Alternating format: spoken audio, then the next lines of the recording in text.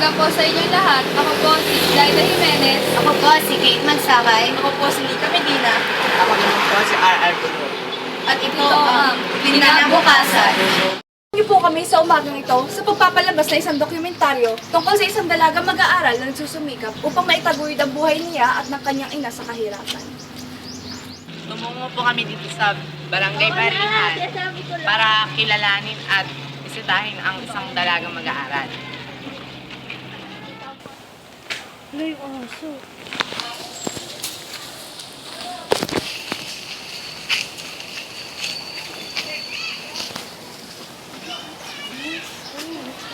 Extra.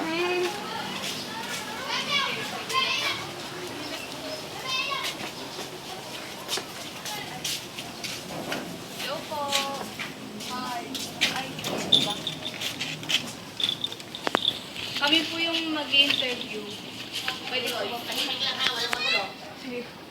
Ano ko yung nakatira si Patricia Colon. Siya yung pagkukunan natin ng pansin, kanyang buhay yun. So, dito natin malalaman kung, hindi naman sa malalaman, kapag dito natin siya makakausap ng masinsinan. So, tara, pasok na.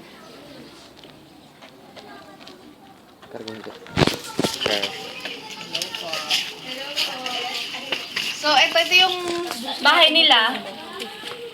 Ito yun. Tapos, nandito yung mga medals niya. Ito yung mga katibayan na ito. Ito yung mga katibayan na siya nga naman ay isang napakatalino at napakagaling na mag-aaral. So, dito rin yung mga iba pa niyang litrato, iba pa niyang larawan, nasa bikot ko sila. So, kung tutusin, kulang pa yan. Hindi pa yan yung kabuuan. Mas marami pa silang mga nakukuha sa eskwelahan. So, ito siya ngayon. Siya po yung isang dalaga na mag-aaral natin tukoy po natin. So, siya po yung interview natin ngayon. Okay. So, kasalukuyan po, nakita niyo po, nag-aaral siya, gumagawa siya ng project. So, yun po yung itatakal natin sa mga oras na to. So, ito na simula yung interview natin.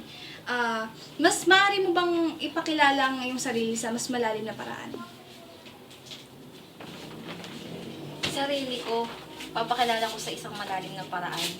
Siguro ako yung tao na sinasabi nila maldita ako sa unang pagkakilala nila sa akin.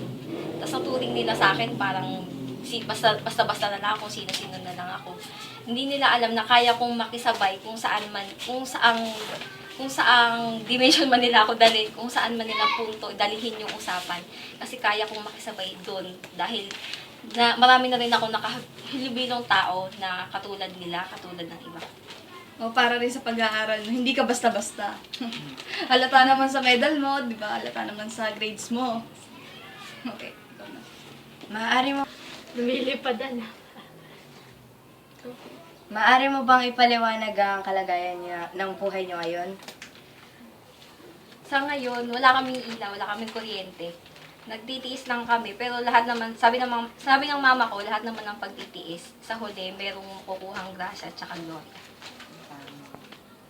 Pwede mo yung may connect sa pag-aaral mo ngayon. Oo. Sa yun. Siyempre, may mga hirap sa pag-aaral. Mahirap kasi minsan sa financial hindi kami makaahon doon. Pero nagagawan pa rin namin ang paraan kasi alam namin sa huli, meron kaming makikitang kabutihan at saka yung kinabukasan ko mas mapapakabuti.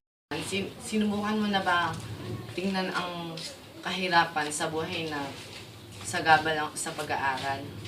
Hindi, kasi yung kahirapan, ginawa ko pa yung challenge. Kasi kapag minsan walang baon, papasok, pamasahin lang ang dala, okay lang sa akin, tsaka mas na-challenge pa ako na wala akong baon, wala akong pambabayad sa handout, sa visual. Pero nagagawan ko pa rin yun ng paraan na pag nagkapera na yung mama ko, babayaran ko. Yung kahirapan, hindi ko naman iniisip na sa gabal yun. Kasi yun pa yung nagpapaganda, yung nagdadagdag ng thrill sa buhay ko, tsaka sa buhay namin sa kinabukasan. Bubuhay niyo. Yung mama ko, naglalabada kung saan-saan. Doon sa mga dating amo niya, 5 years na ata nandito kami, ganun yung lagi niyang trabaho. Yun lang. Pero ako, hindi ako pinagtatabaho kasi hindi ako pinapayagan, tsaka makaka-istorbo sa pag-aaral ng trabaho.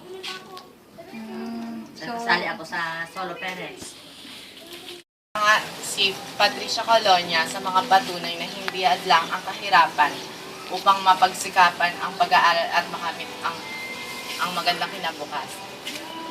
Naway maging maganda pa ang kanyang kinabukasan sa kanyang landas at mas mapagpabuti pa niya ang kanyang pag-aaral. Naway na maging inspirasyon at halimbawa siya ng iba pang mga mag-aaral na katulad niya. Muli, ako si Jaida Jimenez. Ako si Kate Magsakay Ako si Mika Medina. At ako si R.R. Buluran. at ito ang Kinabukasan.